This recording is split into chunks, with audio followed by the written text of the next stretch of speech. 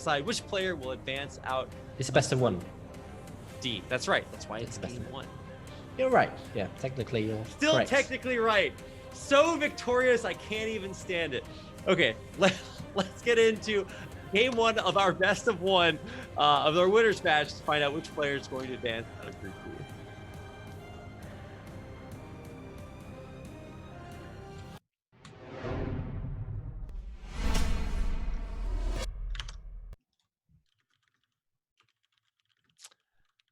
All right, here we go. In the upper right-hand corner of our map, Transistor. I almost said resistor. Ugh. It's about that time, guys. This is our Peruvian Terran TerrOr.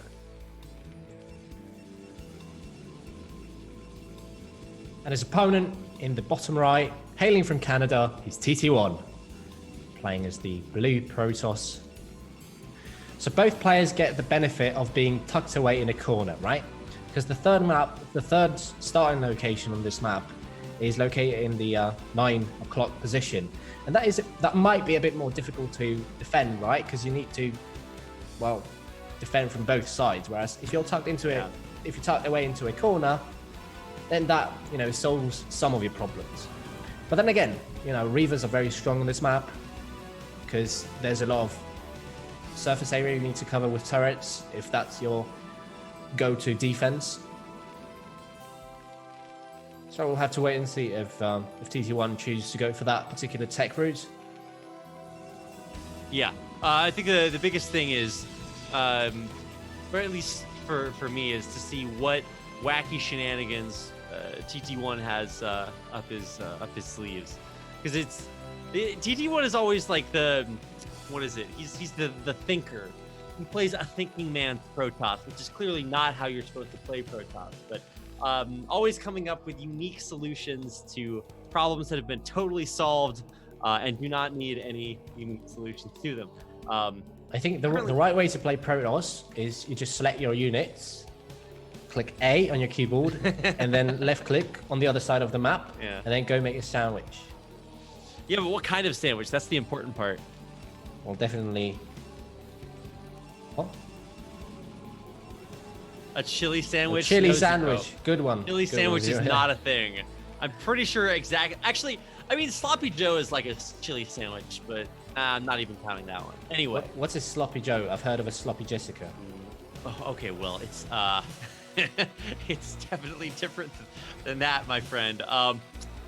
It's just like it's like chili with a lot of meat. So meat with meat. Yeah, basically. It's an American classic, I'll tell you that much. How do you make meat better? Get more meat. Well, sound logic, I suppose. That's actually that's like one of the more American foods I can think of. Like funnel cake and sloppy joes, probably pretty American. Anyway, neither here nor there. All I'm trying to say is that I'm looking forward to seeing what shenanigans TT1 has in store for us. Well, he's already got a zealot moving across the map, and this he sure does. This ramp is pretty wide, but TerrOr is doing a decent job of blocking. But unfortunately, the zealot gets in. Yep. Manages to pick up 2 Marines.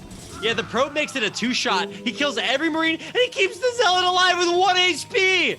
No way. And you say this game is balanced, right? You say this game is balanced. How does he do it? I'm triggered now. The Terran in me is triggered. Seriously, how is this zealot still alive? Dude, poutine versus burritos. We know the superior food now. I'm loving it. What on earth? How does he do it? Terran's gonna go for a bunker. He's so scared. The panic bunker. Ultimate justice being wrought here in front of our very eyes. What a god. Yeah. Ay caramba. What is happening here? This is pretty gosu. Oh, he even loses the SCV before he can get into scout. I mean, I guess he saw he saw the timing of the Nexus, so he could infer what is going on in the main base of the Protoss player. But I don't know. Do you actually want to go for this 2-game follow-up on a map like this? Because it doesn't feel like. Yeah, go ahead. You get lucky going up the ramp once, but now there's a bunker, so maybe the panic mode, especially if you're 2-gating him, is not going to pay off. I mean, it's not like it's all in or anything. It's just not necessarily going to be very. Yeah, no, but you've already dealt damage and you forced out a bunker, so you know that your opponent's going to be a bit more defensive than he would have been if you hadn't managed to deal that damage. So why go for the second gateway if not, you know, why not go for a robo and a drop? Anyway, we'll try and answer that question later because now we've got two zealots trying to get into the main base of TerrOr. Decent body blocking. One of them is going to get picked off by the Marines and the other one is barely alive, but nonetheless, it's still a zealot with like half HP, so he could probably kill like 12 Marines and two SCVs. You're not kidding. Picked off. All right, let's see if he can get an SCV. Oh, one more hit. Not quite. But there's a Dragoon now getting into the natural. He's going to scout everything. He's going to see the second factory. He's going to, well, he might pick up this vulture if it doesn't get pulled back. He's going to see the starport as well. So TT1, everything going well for him. And it looks like he might actually upset my prediction, and maybe yours as well, of TerrOr getting out of this group in first place, because everything is going exactly according to plan, I suppose. Well, look, if you don't predict TerrOr to get out of this group, you are... You're doing something wrong. Yeah, well, I disagree with you, that's for sure. But TT1, like I said, he's definitely unconventional, let's put it that way. So... going for moves like that, that's crazy. Yeah, but once again, game's not over. He did that aggression off of one gateway, right? The second gateway hadn't kicked in just yet in terms of production. Right. So wouldn't it be better to have like a a robo and a shuttle now? Well, I guess it wouldn't be because he scouted the starport, but before he scouted, wouldn't a shuttle and a reverb be a better follow-up, like a better segue? Yeah. On paper, it feels like maybe. Well, check this out. He's going all the way around. He's bringing the Dragoons from the weak side. They can actually hit the bunker. Obviously, they outrange it because why would you be getting Marine range? So, what is this? Is this the real life or is this just fantasy? I don't know what I'm watching here. He's also still on the low ground, so half his Dragoons have mischance. TerrOr's drop is getting picked off in the natural off of TT1, so those three vultures are not even going to manage to get... Oh, sorry, they got one probe. Nice. TT1! Not the kind of damage he was looking for. Oh, this is more like TT1000 IQ. What a legend. He even picks off the mines on the top of the ramp through mischance. Okay, well, he's going to lose a Dragoon for free. Well, for TerrOr here. Oh, the Terran in me is sad. Oh, mine in the middle of the map. Boom goes the dynamite. Nice hit on 3 Dragoons. Yeah, you dealt a bit of damage. Wow. Look, I'm trying to be unbiased. Trying to be positive. That's right. But I mean, well. So what do you do as TerrOr here? Your drop gets shut down. Your 6 workers behind, and you have no map presence. You've got 1 vulture out. Your mines got cleared. He's going for another drop, or a fake drop because it's empty. The vulture gets picked off as well. Oh, the mines! Oh, 1 connects. How does he tank 2 mines and not lose the Dragoon? Well, no, the first one got picked up before it detonated. Oh, that's right. Yeah, he sniped it right before it blew up. Never mind. All right. So wow, yeah, it's all going TT1's way so far, and that's kind of putting it lightly. He's got 3 bases up. Well, one of them's about halfway done, but on the other side, TerrOr is he's not in a great spot. But he's stuck. There's this philosophy I have, and it goes a little bit something like this: like, is the Terran player dead? It's a flow chart. If the answer is no, then there's still a chance. Well, it's sound logic, yeah. Yeah, upgraded mech units are pretty good. So if we can get there, we're about to finish +1. It's about halfway done. Then maybe. Yeah, we've seen miraculous comebacks, and that's right. This isn't quite miracle territory just yet, but I think he would be really hard pressed to actually come back and and pose a threat in this game. He's doing his best. He's sending out vultures, so he's doing the right things. He's trying to stay on top of his scouting. He's got this dropship still patrolling the left side of the map, so he knows what he's up against, right? The problem is, how do you answer this when you're this far behind, right? He's only just now added his 2 more factories. He's putting down his 3rd command center. Well, does he have any upgrades on the way? Does he have +1? He doesn't even have an armor. Oh, he does. Yeah. Can't find it. Where is it? Oh, there we go. How did I miss it? Yeah, so yeah, he's going to have +2, +1 starting soon, I suppose. I mean, he doesn't have a 2nd army, so those upgrades are going to be a bit out of whack. I mean, I don't know. So let's see what the result or what the attempt is here. Obviously, continuing to drop these vultures in is not working. Maybe it's kind of what you feel like you have to go for as TerrOr, but it's just not gonna happen. So, thankfully he's pretty secure on 2 bases, but kind of the characteristic of Transistor is that it's just so hard to take a 3rd. They're just pretty wide open, and there's also high ground right next to it. So good luck with that. And here comes the big move out. It's scouted by a mine. Oh, picks off a Dragoon. That's nice, but it's still coming. We'll have to wait and see what the targeting is like from the Goliaths. He only has 3 Goliaths, and you need 4 Goliaths to 2-shot a shuttle. So he's 1 Goliath short of 2-shotting this shuttle. And this might be, quite a decisive aspect of this particular fight that is probably on the horizon. But we'll see. Oh, the turret has just finished, so he's going to be fine. Never mind. Yeah, he disregard should be everything fine. I've just said. The back, you can always kind of fake him out and try to come from the back, but you can't actually do that from this position. So anyway, TT1 is going into carriers. So in other news, we're going to have a bit of a switch, but for the time being, he's trying to break this 3rd as it's being planted down. The tanks still remain. There's a couple of zealots getting on top of the Terran army, and it looks like it might get cleared out, but the tanks still remain. There's another one reinforcing, and the SCVs are blocking the Dragoons from advancing forward, and it looks like TT1 might not be able to break his opponent here. And suddenly, things are looking a bit brighter for TerrOr. They sure are. No, I don't know why you go for that attack while you're getting carriers behind this, because especially if it's 3 Stargate carriers, you're gonna have 6 after 2 rounds, and that's kind of what you need. So, I mean, there's no rush. Like, you can just kind of chill. Maybe you go in for it, but like you don't really commit. I think the philosophy here is you want to kill your opponent's tanks, because then if you lose tanks, you kind of need to remake them, and then you're playing like a game of chicken. All right, do I switch into Goliaths now because my opponent's going for carriers? Or do I need to keep making tanks because my opponent can make gateway units and then run me over if I don't have tanks? So maybe that was the philosophy here, to try and take the tank number down a notch, or kick it down a notch. But I was gonna say the other way to play this would be to actually go all the way around, and you can actually come in from the backside. But maybe you get scouted by mines. It's a long way over there. Blah blah blah. Carriers have been scanned, and so wisely enough, TerrOr understands. Okay, it's time for Goliath production.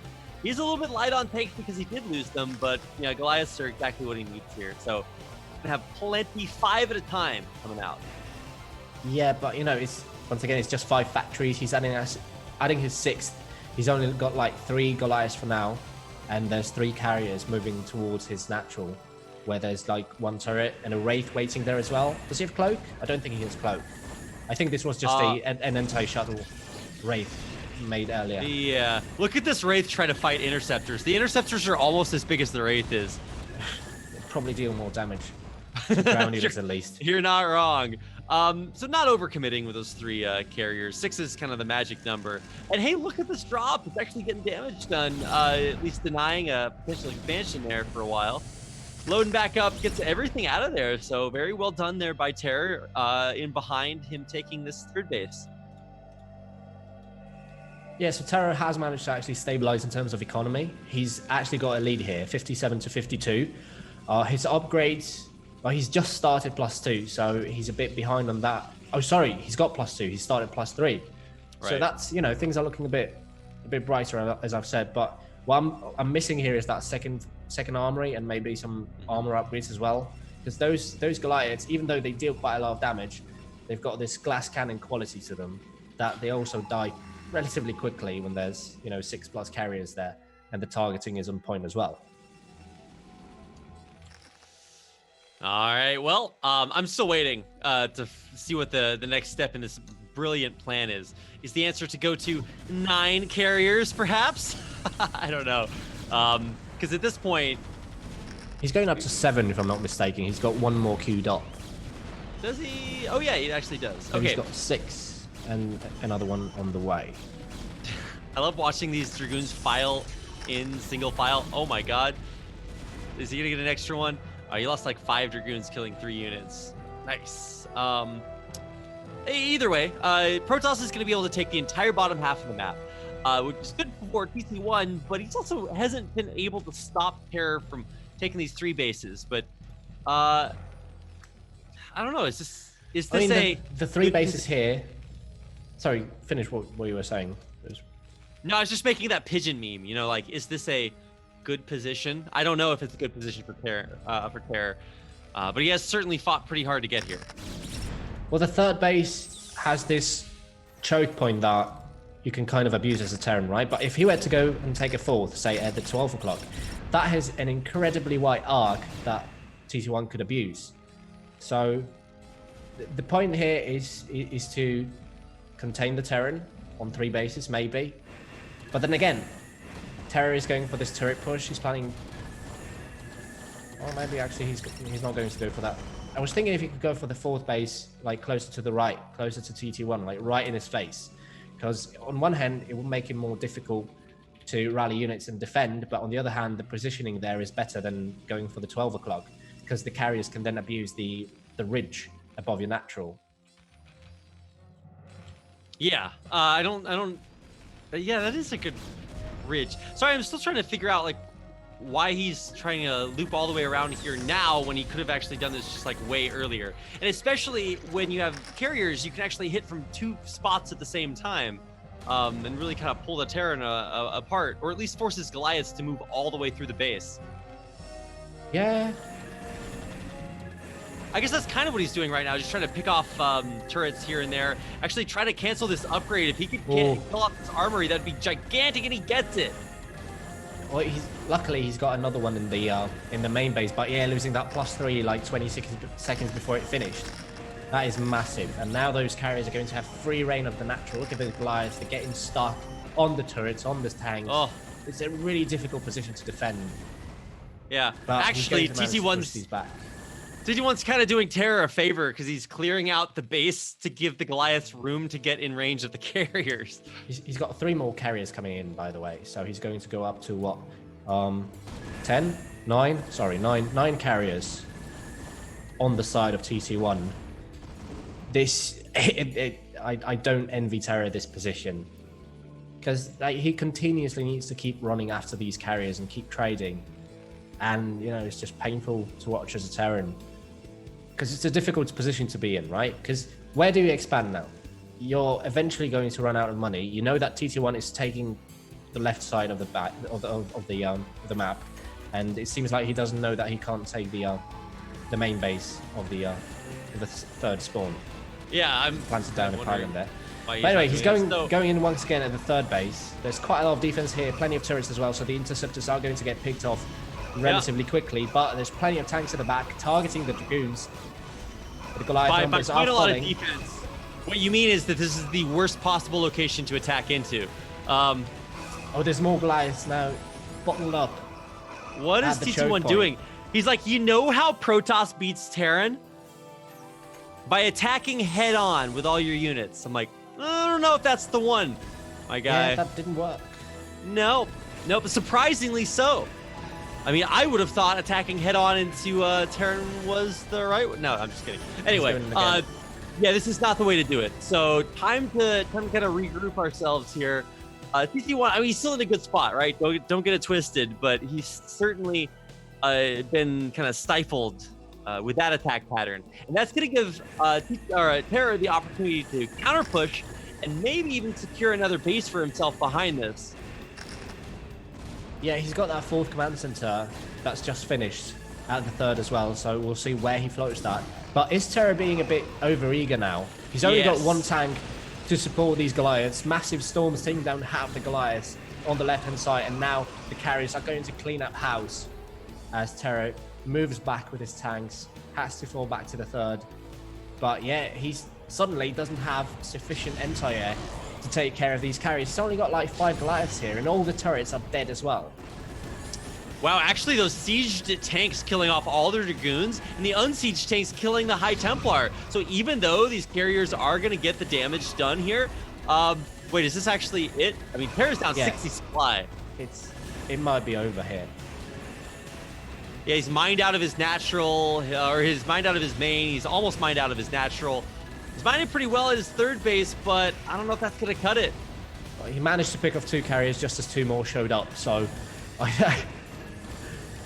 I think this game is pretty over. TerrOr has just fallen below 100 supply, whilst TT1 is still at 150, taking control of another base, and it looks like, yeah, the Peruvian player is going to tap out, and we're going to have TT1 advancing in first place out of Group D in the 8th season of BSL. Wow. Wow, what a god. TT1, the Canadian powerhouse.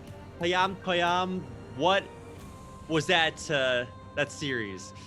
First, he comes up with the carriers in PvP shenaniganry, which might be good.